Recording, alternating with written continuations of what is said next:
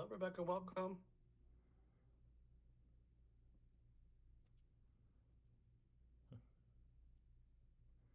Hello.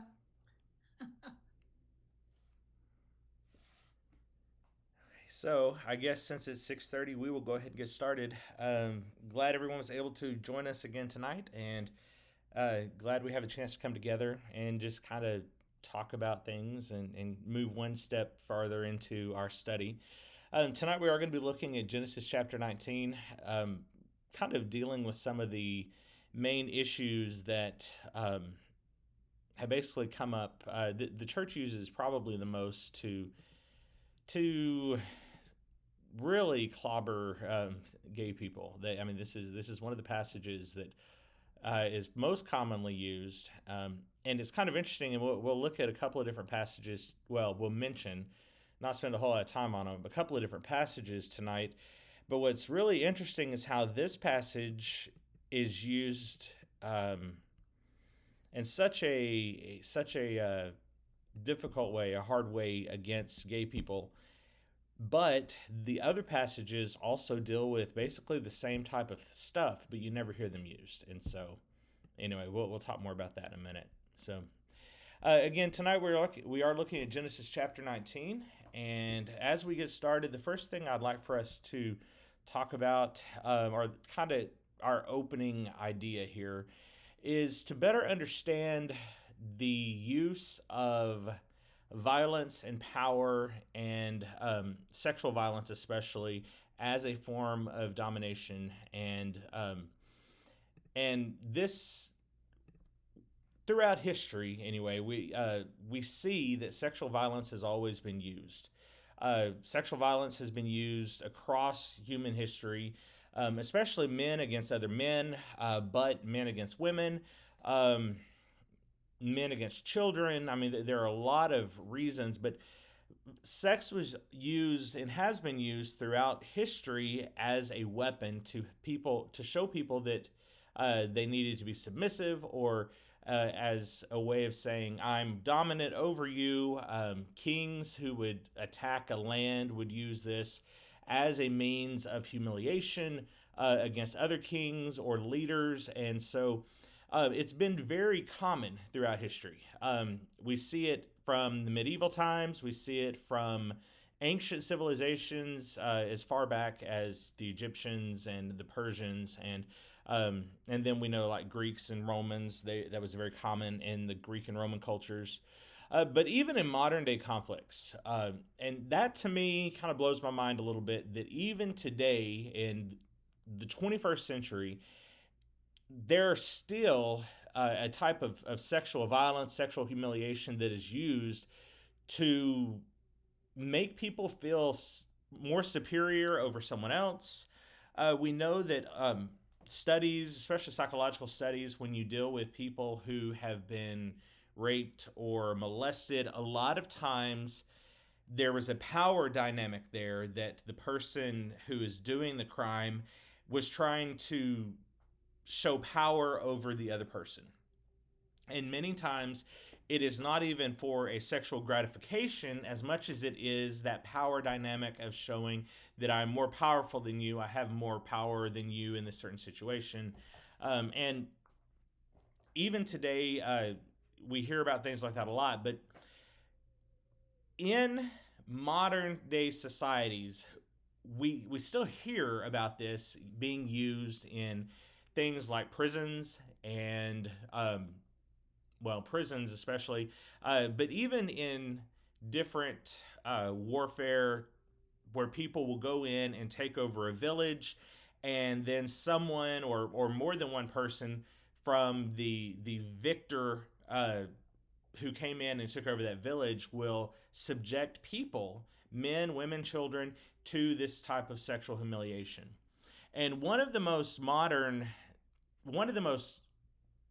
the things that kind of click in my head, say it that way. One of the things that kind of really resonated with me whenever I was studying this is back in, I don't know, early 2000s to the teens, there was a big story about the detainees at the Guantanamo Bay in Cuba. And in that story, there were people who were prisoners of war.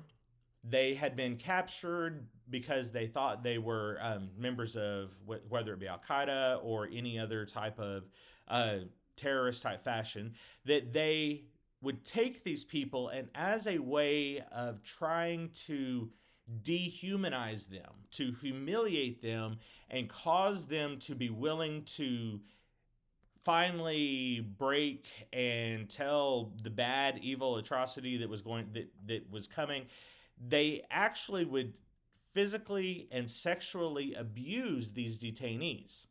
Now, it may not have been outright intercourse, but it definitely was forcing them to touch one another's genitals, forcing them to look upon other naked men. And this was something that was reported on, like I said, I don't remember if it was the late 2000 or the late teens, or the early teens, but it was something that proved to be very harmful and even caused people to lose their life, people to kill themselves and things because of these humiliated type attacks on them and their human nature. And even has been declared a human rights violation, has gone against multiple it was a crime of war. Basically, there was multiple acts of harm done to people, and that's in modern day time. That's in 2000 mid, before 2020 and after 2000 though. So it's the 21st century. We're still seeing this as being a type of domination over another group of people for the purpose of humiliation and trying to basically show superiority over another group of people. Now, with that, in the day of the biblical times, especially the ancient Jewish type culture, whether we think of, which we know that Abraham was not technically a Jew because he was the father of the Jewish nation, but he himself actually came from a place called Ur, which is closer to the Iran-Iraq area. But he actually considered the father of the Jews. His son Isaac is named the father of the Jews, while his son Ishmael is named the father of the Arabic nations. But during that time, there were several very important things that come about, or that we see in the culture of that day. One of the biggest things is the hospitality as being a sacred duty. And basically, hospitality wasn't just something someone did. They didn't go into a town and rent a hotel room. They didn't go in and go to a nice restaurant. Instead, they would go into a town, and the individuals of that town, a traveler would go in, the individuals of that town would see this traveler and would invite them into their home.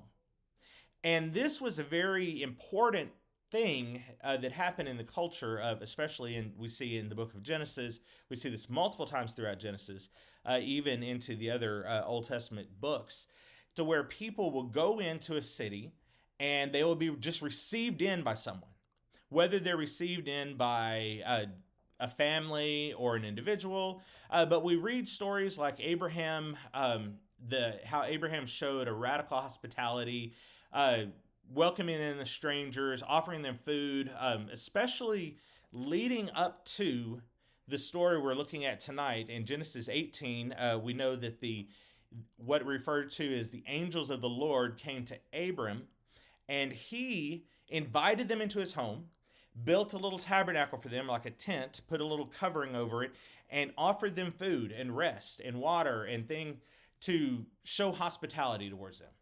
In Genesis 24, Abraham's servant, whenever he had sent out his servant to find his son a wife, his servant was actually welcomed into the home of Rebekah, who ultimately would become Isaac's wife. And that's in Genesis 24. And then we find, even in later books like Judges 19, we find that actually we'll talk. Yes, okay. We'll talk more about that in just a second. Okay, so we find in 1 Kings 17, though, when the widow actually fed Elijah, that invited him into her home, gave him food, basically gave him the remaining food that she had.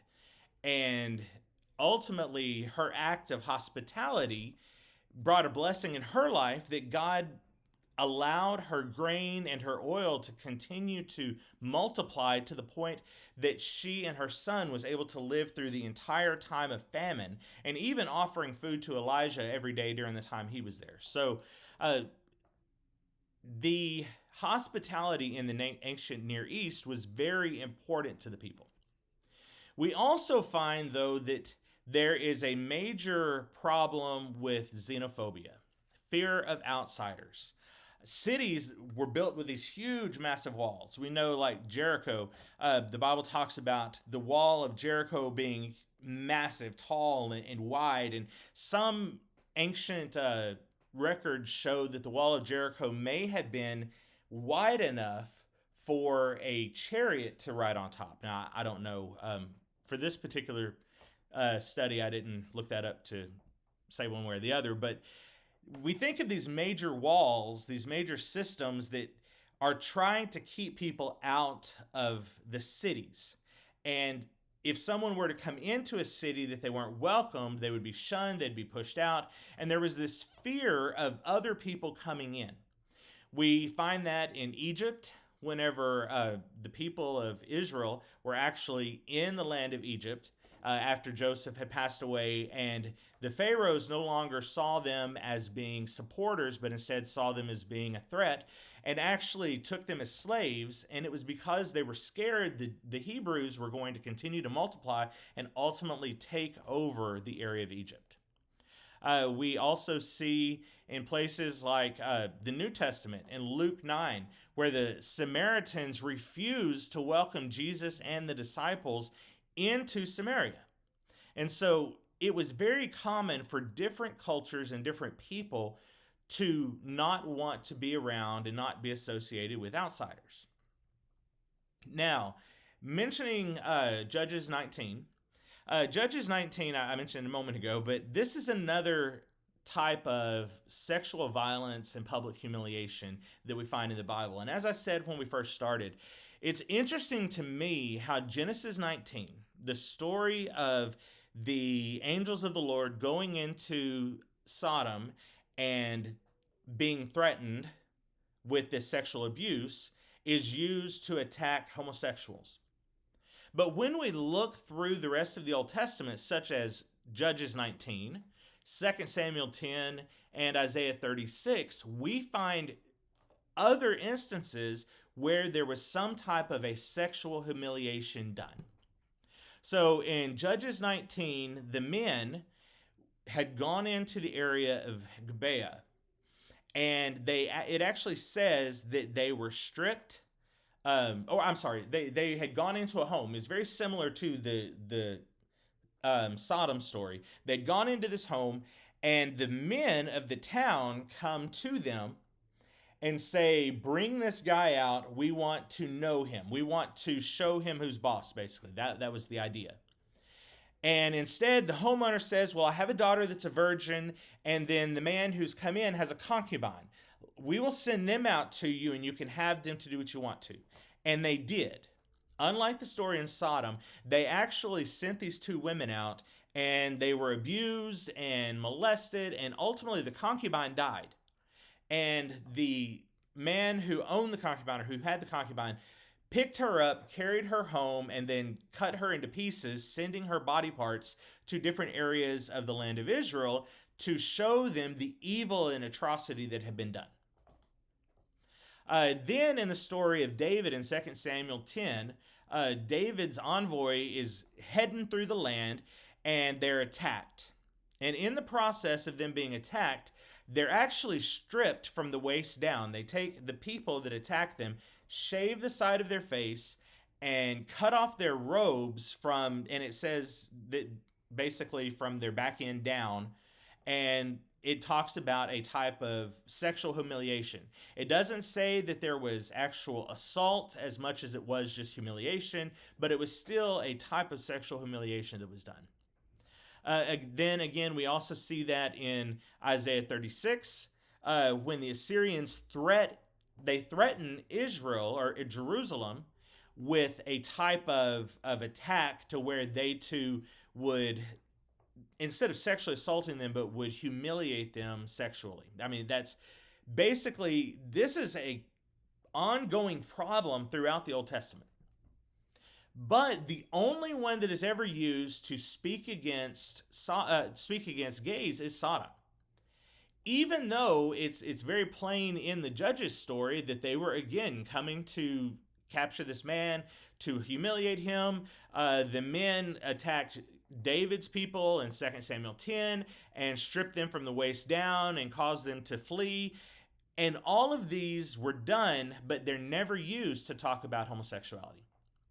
So that to me immediately kind of throws up a red flag that we should see Genesis 19 differently, or the church as a whole should see Genesis 19 differently than they've seen it and used it throughout the history of the church.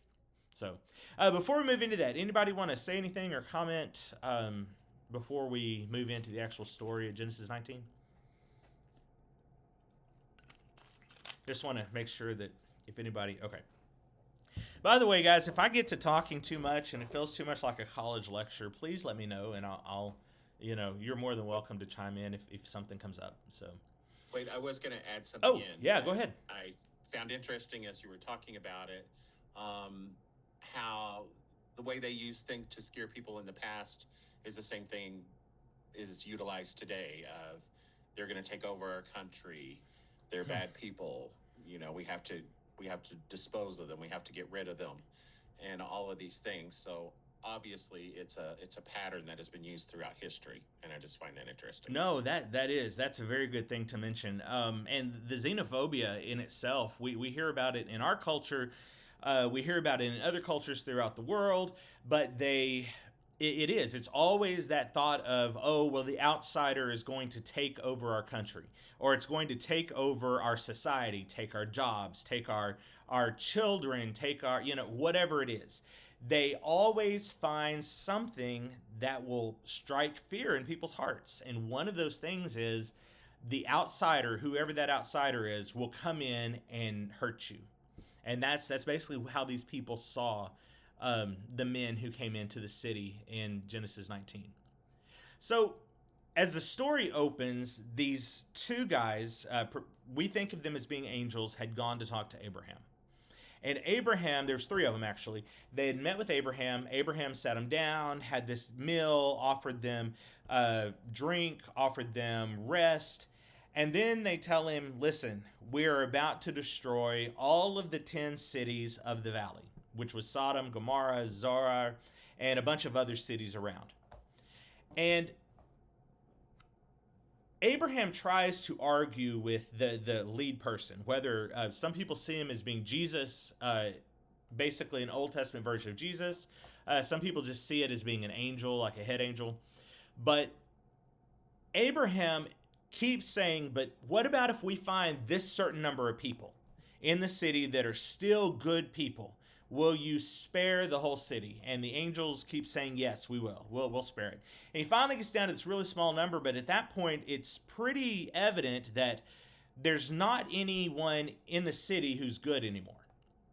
And what's interesting to me, and this is something I've thought about, I guess, my entire life, thinking about this story and this passage, Lot himself wasn't really a good person.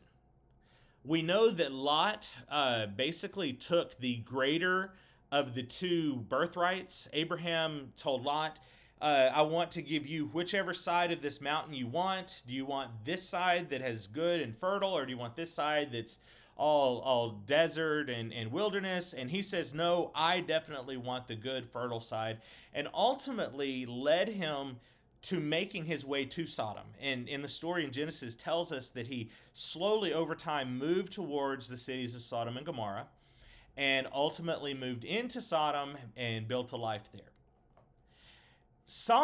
Lot himself wasn't probably the most hospitable person, at least to his uncle. And he basically said to his uncle, I really don't want anything to do with you or the family. I'm going over here and I'm doing this.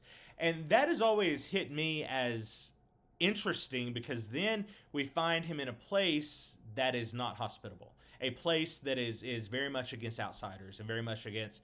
And Abraham was an outsider, which Lot technically was an outsider as well whenever he first came to town, But we find that these two angels go to the city of Sodom. And in the gate area, or what we think of as the courtyard, they come across Lot. Well, Lot, they tell him, no, we're just going to stay here in the city gates. We're just going to sleep here, and everything will be okay. We'll be on our way in the morning. And Lot immediately tells him, no, you don't need to do that. Here, come with us, come with me. You're going to stay with me in my home. And the way Genesis 19 brings us about it, it seems as if Lot knows that something's going to happen. He knows the people of the city, how they are, and what they're going to attempt to do. So he wants to make sure these two guys don't end up spending the night in the town square.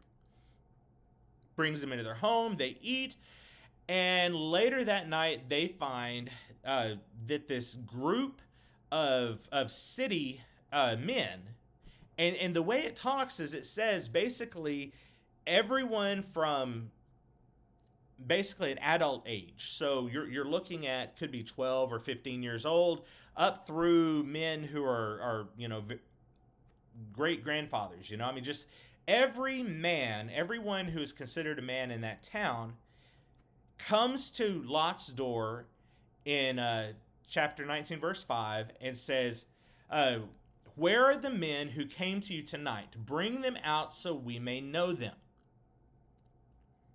Now,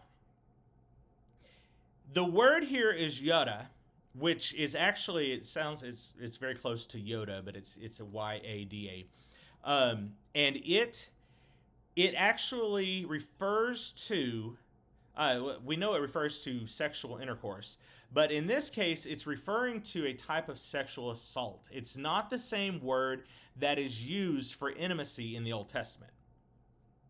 It's not the word that is used to basically talk about a husband and a wife, but the version of this word is actually used in other places in a form of sexual assault. And in that case, it is a goal of humiliating these people, of showing them they're not welcome in town, showing them they are not accepted, and they basically want them to leave. So Lot responds by saying, hey, I have these two virgin daughters. Let me send them out to you, and you can have them. You can do whatever you want to them, but leave these two guys alone. And so in itself, that's a very troubling thing to think about. First, that Lot is actually offering his daughters, knowing that they're going to be assaulted, knowing that there's going to be this sexual violence done to them, but he's offering his daughters to be violated by these men if it'll appease them so that they don't hurt these two guys. The reason I bring that up is it makes it very evident that at the time, women and children, especially female children, were considered property. They were not considered someone who was equal. They were not considered someone with rights. The Bible actually talks about that if a woman is injured by someone else and she's pregnant and the baby dies, then the father would receive some type of recompense for the loss of his property. I don't remember exactly how it's worded it, but basically he will receive some type of payment for the loss of his property. But if his wife dies, then it would be more of like a capital murder type case, which even with that, anyway, we know that the ancient Jewish culture was very male dominated. And because of that, women and children especially were not seen with the same equality that we would hope people would see them today. That we know that doesn't happen in today's society either, that people are shown equality. But now the visitors, when Lot tries to tell these guys, hey, let's you can take my 2 daughters, you can have them, do what you want to with them, leave these guys alone. The men don't relent. They keep beating on the door. They keep demanding that these 2 guys be brought to them. And the visitors intervene. It actually says that the visitors strike the attackers with blindness. And there they warn Lot that the city is doomed. The city is going to be destroyed because of its wickedness. And then the story ends with Lot's family exiting from Sodom, his wife being turned to a pillar of salt, which again goes back to that, I don't know, it just kind of gives this idea of women not being as important. She's turned to a pillar of salt because she looks back. And then Sodom and Gomorrah and all of the area cities were destroyed because of their violence, their injustice, and their violation of hospitality. Now, again, many people in many churches throughout history, and even as we talked about last week, that by the time of the Middle Ages, the term sodomite was being used to refer to gay people sodomite was being used to refer to anyone that did not have a regular sexual type, that was caught having sex that was not the regular sexual norm. And it was attributed to Sodom. And so by the time of the Middle Ages, people had already started using Sodom as an idea of sex that was not normal. And honestly, if we think about it, the way everything happened in Sodom, it wasn't normal sex. Instead, it was sexual violence. It was something to where they were coming to attack these men, to assault them. And so the church, though, had begun to use this story to tell people that God did not want them to be gay. They began saying that the whole reason Sodom and Gomorrah were destroyed was because there were homosexuals there, and God destroyed the cities because of that atrocity. What's interesting is the Bible doesn't say that. Nowhere in the Bible, as we mentioned last week, is homosexuality even used in the nature of the word as we know it. But the Bible actually speaks against Sodom and Gomorrah for other sins and have nothing to do with the sexual part, the homosexuality. With that, we find in Ezekiel 16:49, it actually says that Sodom's sin, it says, "Now this was the sin of your sister Sodom.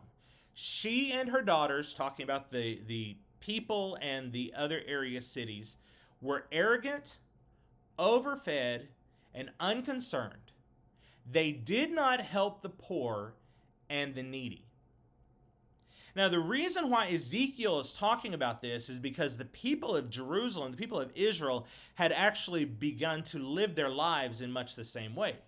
If you ever read the book of Amos, you find out that Amos actually calls the women that lived in the cities of Israel cows, because they would lounge on their couches being gorged and fed with all these rich foods and would grow fatter and fatter while the poor people were growing poorer and poorer.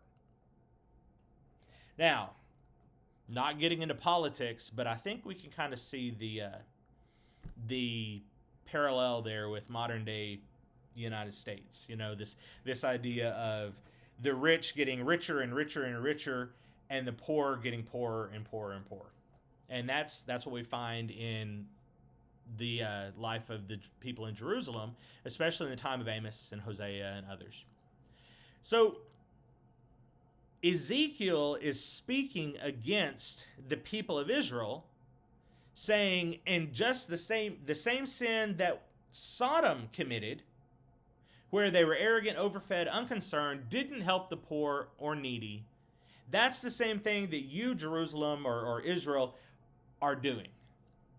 And they consistently, every time they talked about Sodom and Gomorrah and the cities who were destroyed, it was always an emphasis on their injustice, their pride and arrogance. Never once did one of the prophets say anything to do with sexual immorality.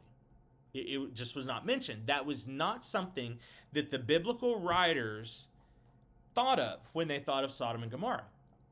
Instead, they thought of injustice, arrogance, and an unconcern for those in need. They were not hospitable. They were cruel. They oppressed and abused those who were vulnerable.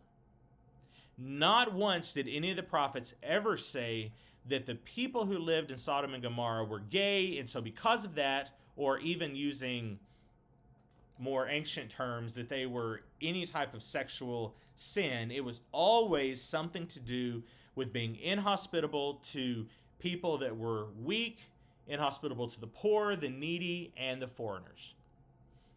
And that's the biblical Old Testament interpretation of Sodom.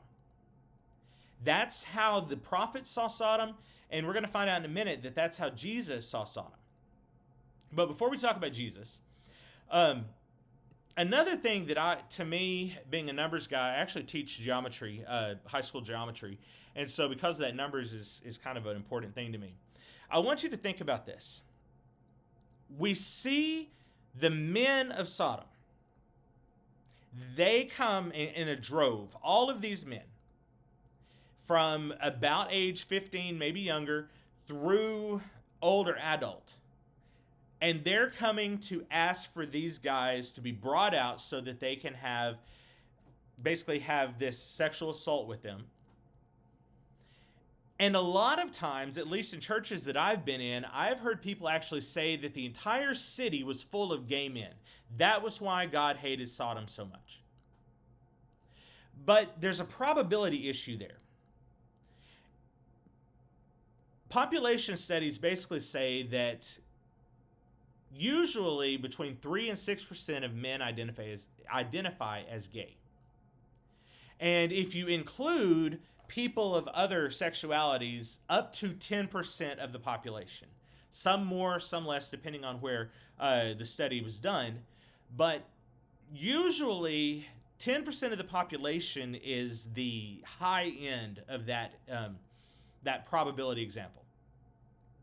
So if you're talking about a city, let's say 10,000 men. Let's say there are 10,000 men who live in this city. The probability, mathematical probability, that 100% of those 10,000 men are statistically gay is basically statistically zero. There's no way, probability-wise, that 10,000 men in the same city would all be gay.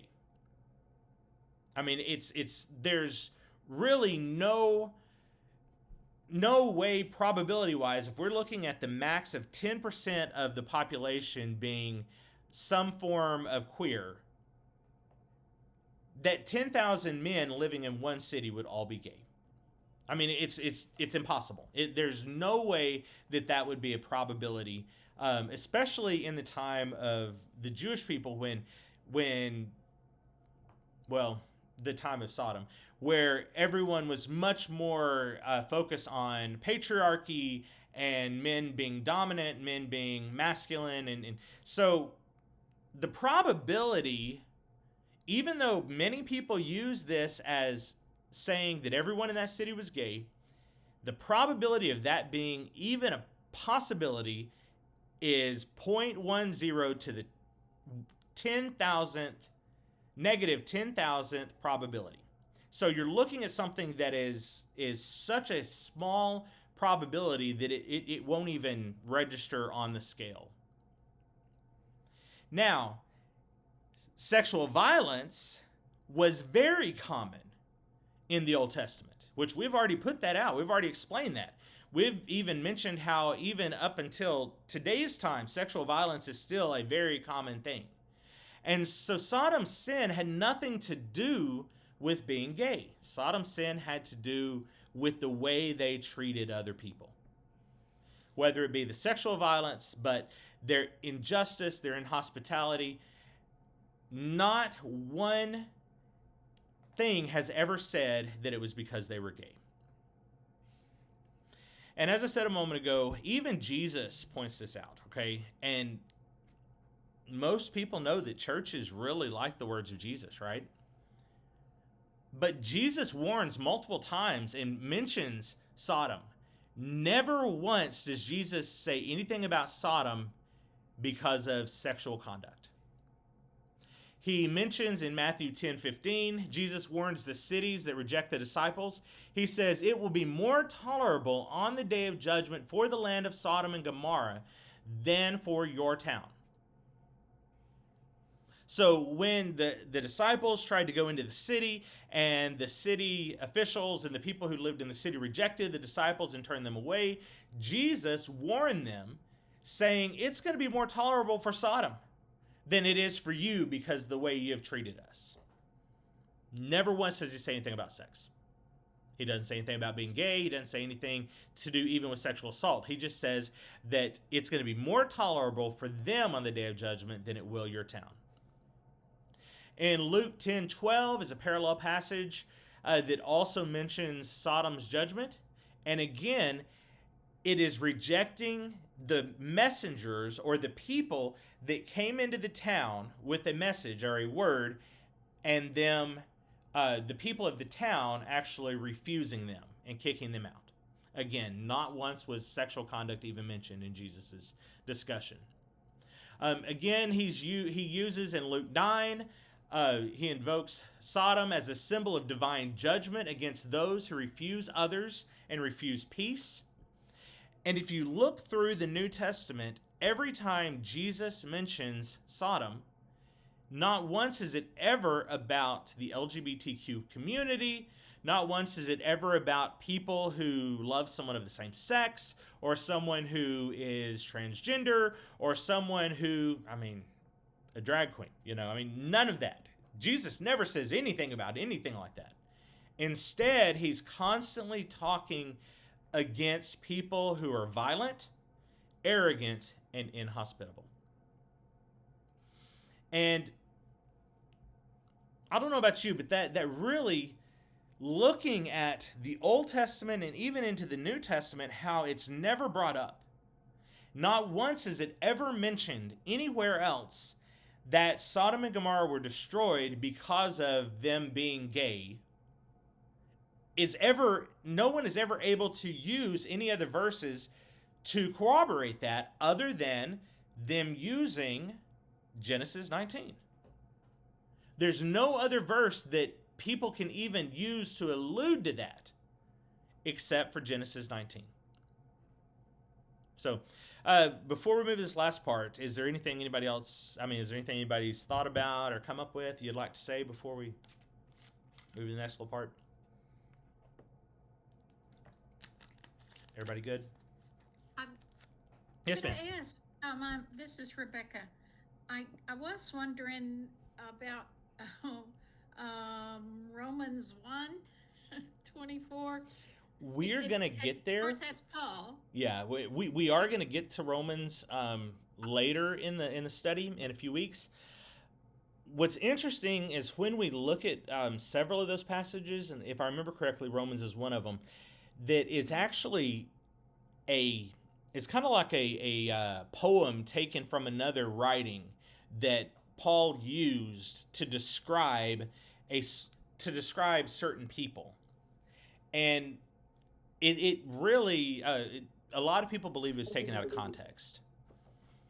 Okay. So, I kind of figured that, but I was just thinking that might be what people, they might refer to that and say, oh, well, here it's backed up right here. Yeah, sinful desires. Yeah, and there are several places where it does talk about where sinful desires or sexual desires are talked about, and people have used those to condemn homosexuality.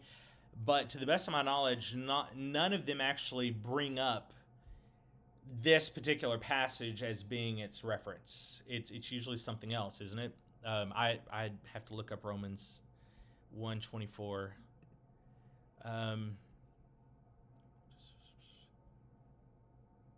Well, and it's talking about just general lust in general, and impurity, and like I said, it's not. But I'm just noticing that my NRSV does refer to it in the references, the scriptures that are repeated. Yeah. Okay. Yeah. And that's interesting, and I hadn't thought about like commentators or people who are writing all of the reference material relating that together. I hadn't thought about that part, but I guess, Yeah. and that actually, I mean, it kind of shows what we've been talking about, that church leaders have allowed this particular passage that is found in one place, even though there are so many different verses that basically say that Sodom and Gomorrah had been hospitable, they were hateful to the poor,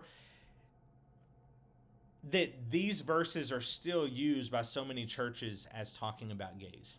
And we can see that, I guess, even with commentators who are bringing that out in their commentary, trying to relate it back to this story. So that's thank you very much for mentioning that. I hadn't thought about that part. So anybody else have anything that y'all, or do you have something else you want to mention, or anybody? I was just going to mention, I had done a study on Sodom and Gomorrah, which I thought was very interesting. And I mean, one of the things was if you gave food to hungry, you were punished for that.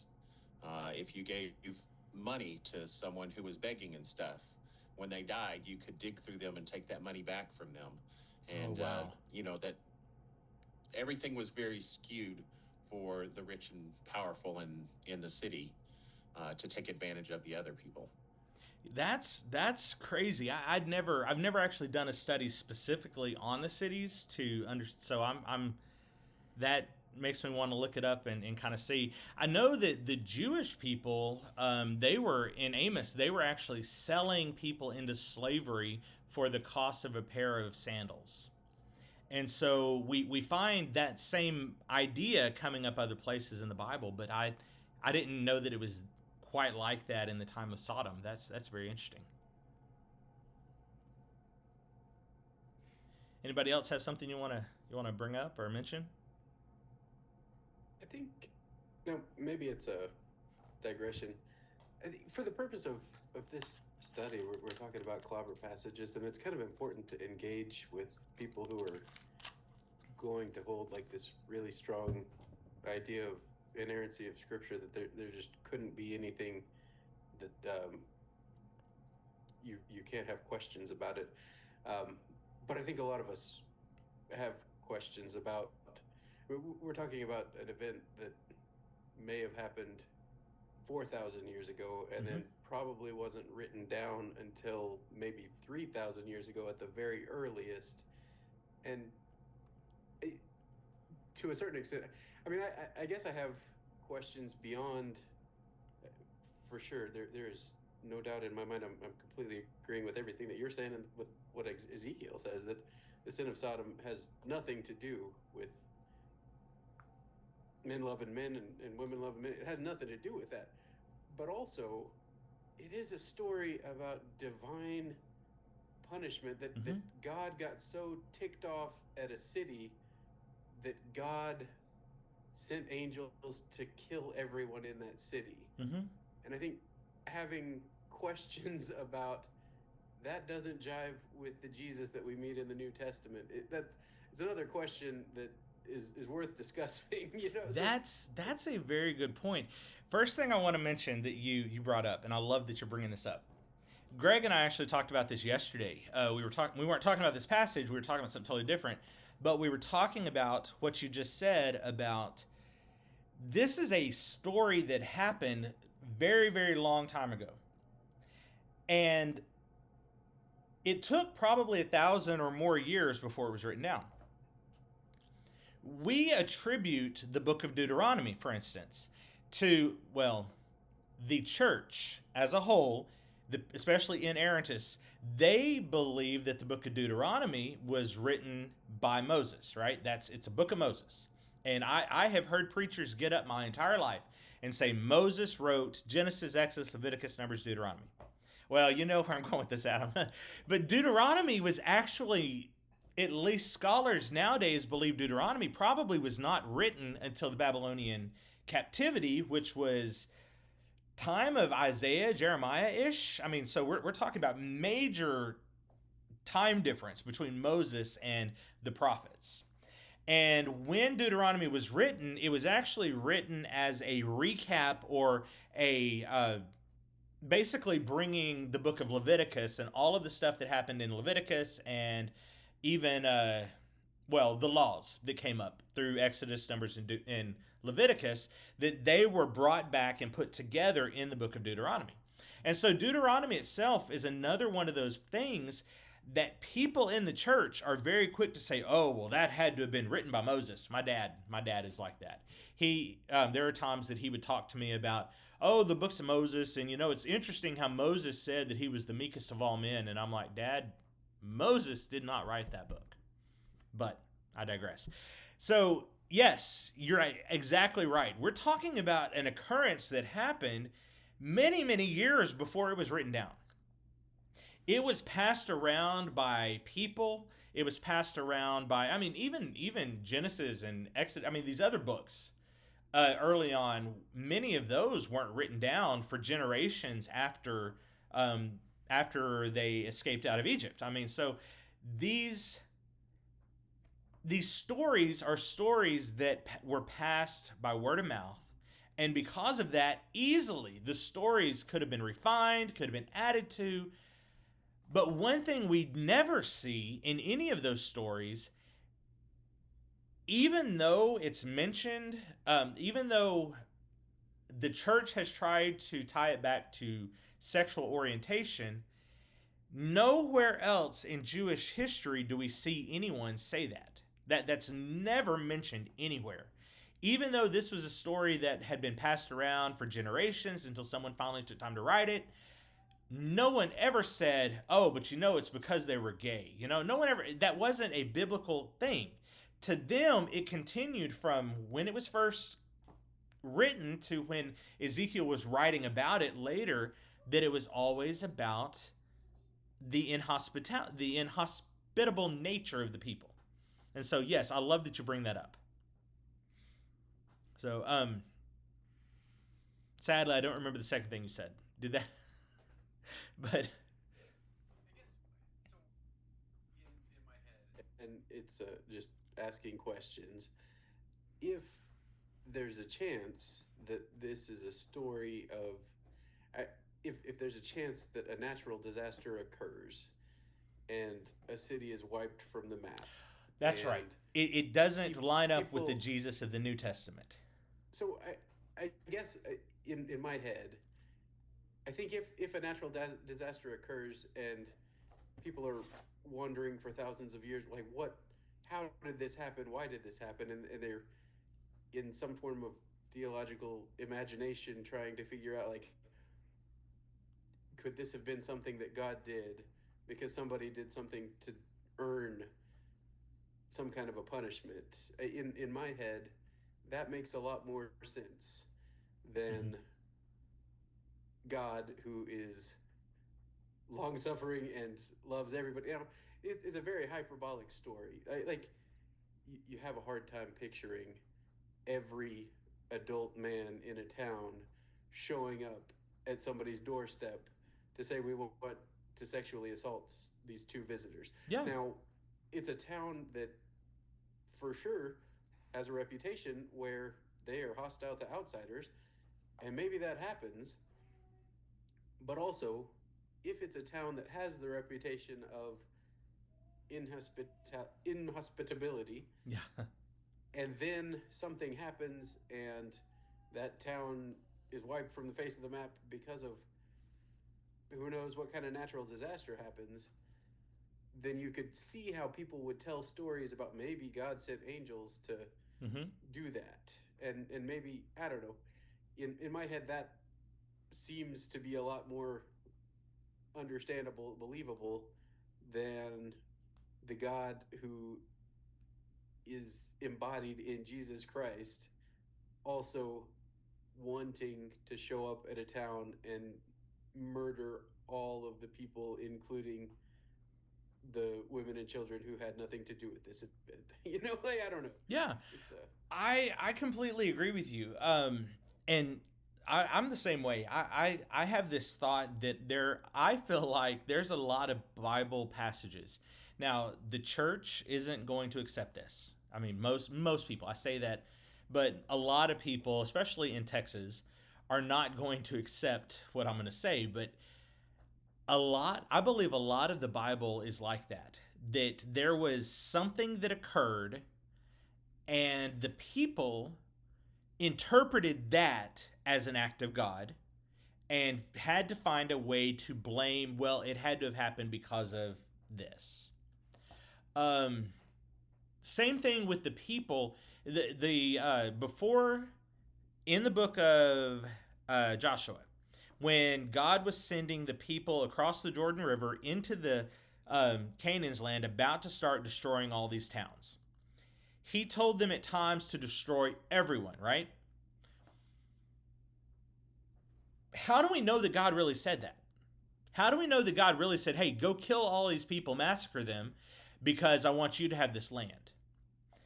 How easy, from us knowing people, and especially looking at people today, how easy would it be for someone to say, you know, I really feel like God is telling us to go out and to kill all of these people because God wants us to take this land? I mean, didn't God tell... No, I'm sorry, that's rude. Anyway, people try to use God as the reason for war and for attacking other people all the time.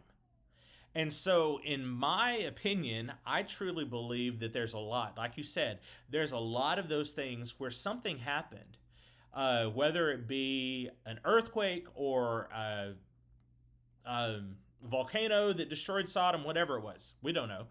But people could have easily said, oh, well, that was an act of God because of this certain thing. So, yes, I completely agree with you. And it doesn't line up with what we see in the New Testament. What we do see in the New Testament that does line up with the story, though, is Jesus. Now, he doesn't reference Sodom and Gomorrah at this time, but many times Jesus refers to taking care of the poor. He even talks about on the day of judgment, the people will come before me and say, but we did all these things in your name. And he says, but I never knew you. When did you feed me? When did you clothe me? When did you come visit me in prison? And then the people that he's allowing into heaven, he says the same to them. You're invited into heaven because when you fed me, you did all this. And then they would ask him, well, when did we do that? And he would say, well, when you do this to the least of these, you've done it unto me.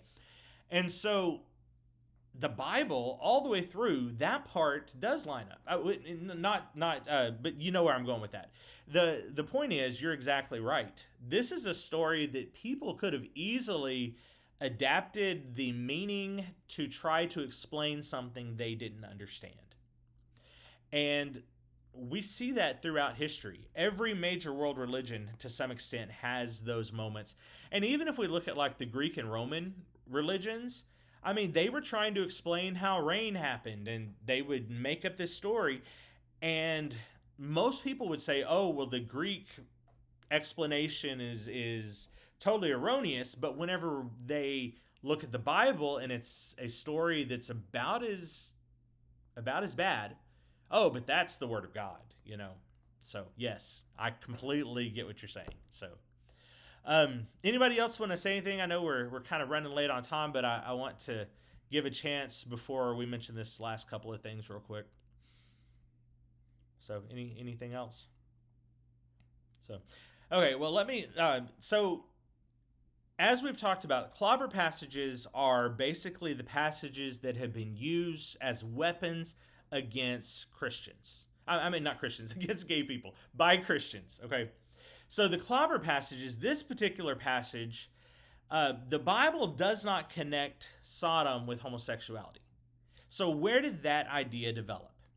Well, it began developing with early Christian writers, especially leading up to the medieval times. Especially during the medieval theologians, European legal systems, they begin coming up with believing, and part of this was a reaction to the Greek and Roman highly sexualized culture. And if you know anything about the Greek and Roman cultures, the Greek and Roman culture, I mean, they would have bathhouses that you could go in and choose which orgy type place you wanted to go. I mean, there was a lot of really over-sexualized things that happened in the Greek and Roman culture. And so when we get around to the beginning of the Christian church being the mainstream religion under Constantine, in who was like the final emperor of of Rome, um, when Christianity was being moved to the forefront, they had to compete with these things that they disagreed with from the early Roman Empire. And one of that was this major sexualized thing that was going on in the Roman Empire. And so to compete with that, they had to come up with rules and regulations under the name of the church to try to get rid of all of those things that was happening. They would outlaw things like the bathhouses and the different people having sex in different ways. And they actually came up with sodomy laws, or laws that basically said if you weren't having sex, man and woman, in this certain position, then it's not legitimate and it's illegal. And what's sad is that has actually led into laws in the United States. There are still cities that if a person is caught having sex in a certain way, even in their home, they could technically be arrested under the law. Now, there's not going to be, most likely, not going to be anyone who goes and tries to enforce that. But it's still something that is on the books in some cities. And we know that by the time of the King James Version of the Bible, which was 1611, we talked about that last week, the word sodomite was actually used in several places. But interestingly, not once was it ever used talking about a gay individual. It was talking about temple prostitutes that were male. So these people that were using sex as a form of worship to a pagan deity. And this actually is reflected in the beliefs of many translators now, to where people will begin to insert, as we talked about last week also, where they use the word homosexual instead of another word related to sex in several passages. And that didn't come up till the 1940s. And so the clobber part of Genesis 19 came about as a reaction to many of the people who were trying to focus on the church and outlaw these sexual acts that they didn't like and didn't agree with.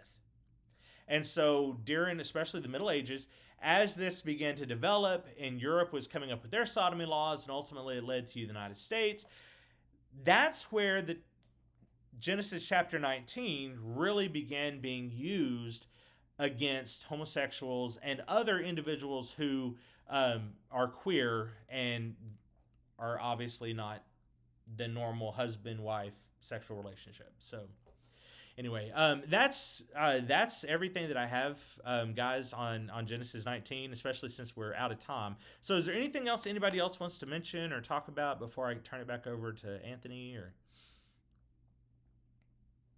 so, do we think that these people that made this decision were a little repressed, maybe, and were just jealous of other people? You know, honestly, I know this from experience, okay? As a closeted gay man, there were a lot of times that I would notice people and say, I bet that person's gay. And I would have a very hateful attitude towards them. And the reason was because of my own feelings and my own repressed emotions and things. So, that's a very good point. I mean, it very possibly could have been. So yeah, I mean, and we see that all the time. I appreciated what you brought up, Adam, because I had, I guess, never thought of that, of, when it was written, was it passed down? Was it just someone made up a story? And, it could also be that it happened and someone makes up the story to have more control over people. Well, this is what happened to the people of Sodom and Gomorrah. So I appreciate that you brought that up. It's a very interesting thought.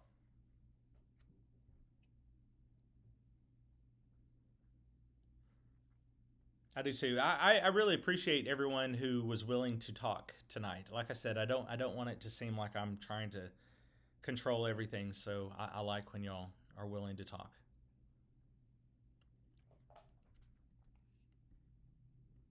So anybody have anything else?